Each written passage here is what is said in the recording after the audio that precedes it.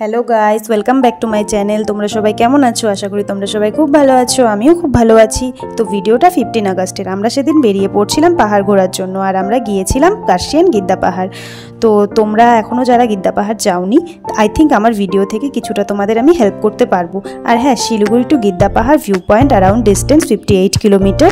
আমি main area থেকে ছোট ছোট শর্টস নিয়েছি, সেটা দেখার জন্য তোমাদের ভিডিওটা শেষ পর্যন্ত দেখতে হবে। তো চলো তাহলে শুরু করা যাক। গাইস, আমরা মাটিগাড়া খাপড়াল মোড় হয়ে চলে গেছি, কারণ আমাদের বাড়ির থেকে এটাই সব থেকে শর্টকাট রাস্তা। আর হচ্ছে দেখো, সিধা রাস্তাটা চলে যায় একদম তোমার দুধিয়ার দিকে। আমরা রাইট সাইড নিয়ে নেব রোহিণীর রাস্তা। তো এটা রোহিণীর রাস্তা ধরেই আমরা সিধা চলে যাব। আর হচ্ছে তোমরা শুকনা তিনদারিয়া হয়েও গিদ্দা পাহাড় যেতে পারবে। আমরা যাওয়ার সময় মাটিগাড়া খাপড়াল মোড়ের রাস্তাটাই ধরেছি, কিন্তু আমরা ফেরার সময় শুকনা তিনদারিয়া হয়েই ফিরেছি। আর গাইস, আমার ভিডিওটা আপলোড করতে অনেক দেরি হয়ে গেছে, কারণ একটু আমি ব্যস্ততার জন্য ভিডিওটা এডিট করতে পারছিলাম না।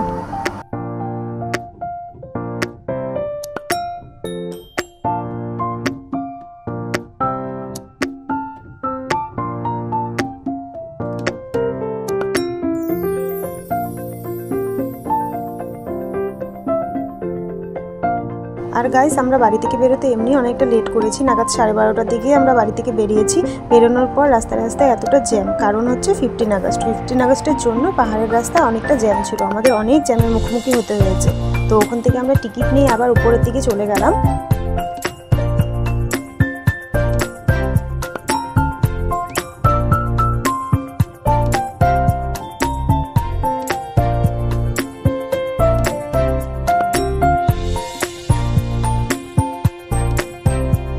গাইস দেখো, আমি বলেছিলামই যে আমাদের অনেক জ্যামের মুখোমুখি হতে হয়েছে। একটু করে আমরা এগোচ্ছি, একটু করে আমরা দাঁড় করিয়ে দিচ্ছে আমাদের। আর হচ্ছে রাস্তায় যাওয়ার সময়ও এই যে রাস্তায় কতটা ভিড়, সবাই ভিউ দেখছে।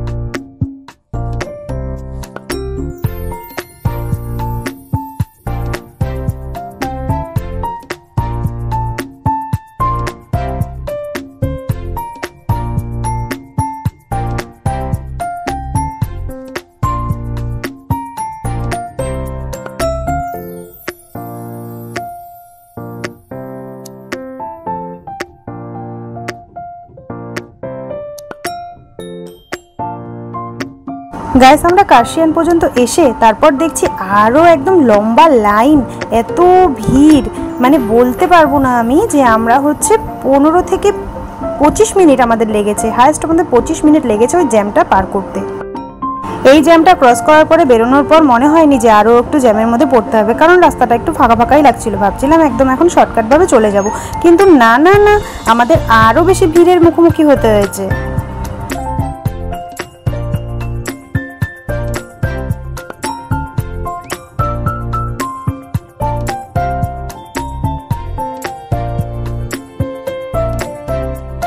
ফাইনালি আমরা চলে আসলাম কার্শিয়ান গেট। তো কার্শিয়ান গেটের যে ওপরের দিকে রাস্তাটা চলে যায়, আমরা সেই রাস্তা ধরেই উপরে চলে যাব, কারণ সিধা রাস্তা একটা যায়, ওদিকে আমরা যাব না। যে গাড়িগুলো যেদিকে যাচ্ছে ওই রাস্তাটা ধরেই আমরা উপরের দিকে উঠে গেছি। তো গাইস, আমরা গিদ্দা পাহাড়ের খুব কাছাকাছি চলে আসছি।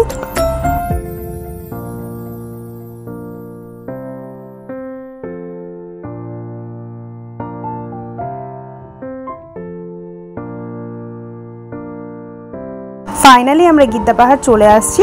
তো এসে দেখি এখানে আগে থেকে এতটা ভিড় রয়েছে। তো দেখো কতগুলো গাড়ি পার্কিং করা আছে। তো আমরা আর গাড়ি পার্কিং করিনি, আমরা একবারে সিধা নিচের দিকেই চলে গেছি, যেদিকে আমাদের ভিউটা দেখতে পাবো। গাইস, তোমরাও দেখো যে এত সুন্দর একটা ভিউ, আর রাস্তায় সবাই ছবি তুলছে। হ্যাঁ, আমিও ছবি তুলেছি, ফটো তুলেছি।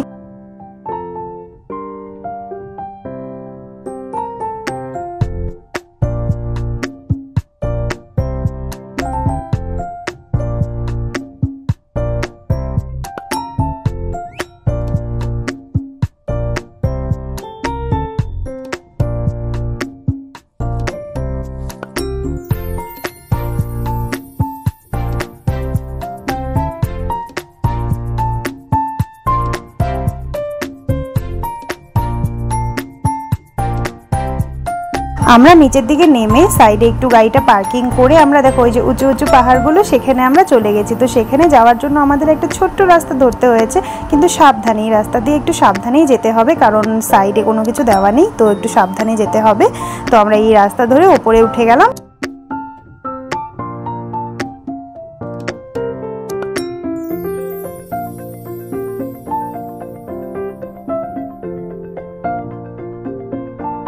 দেখো ওপর থেকে দেখতে কি সুন্দর লাগছে।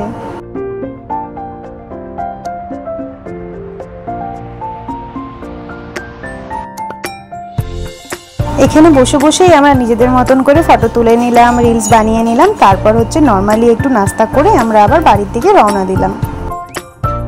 ফেরার পথে হালকা হালকা ভাবে ওয়েদার চেঞ্জ হয়ে যাচ্ছিল, আমরা একটু এগোচ্ছি চেঞ্জ ওয়েদার, আর একটু এগোচ্ছি চেঞ্জ ওয়েদার। তো হচ্ছে তোমাদের আগেই আমি বলেছিলাম যে আমরা ফেরার পথে শুকনা তিনধারিয়া হয়েই আমরা ফিরেছি, তো সেই রাস্তা ধরেই আমরা যাচ্ছি।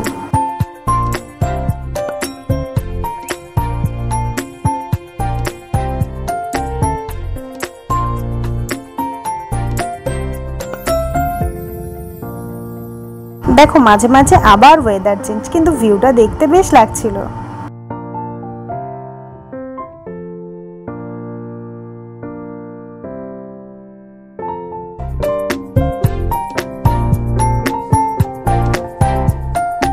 আশা করি আমার ভিডিওর দ্বারা আমি তোমাদের বোঝাতে পেরেছি যে গিদ্দা পাহাড় আসতে গেলে কোন রাস্তা ধরে আসতে হবে। আর হ্যাঁ, আমি তো বলেইছি যে দুটো রাস্তা ধরেই তোমরা আসতে পারবে। তো চলো আবার দেখা হচ্ছে তোমাদের সঙ্গে নতুন ভিডিও নিয়ে। আর হ্যাঁ, লাইক কমেন্ট সাবস্ক্রাইব করতে ভুলো না। টাটা।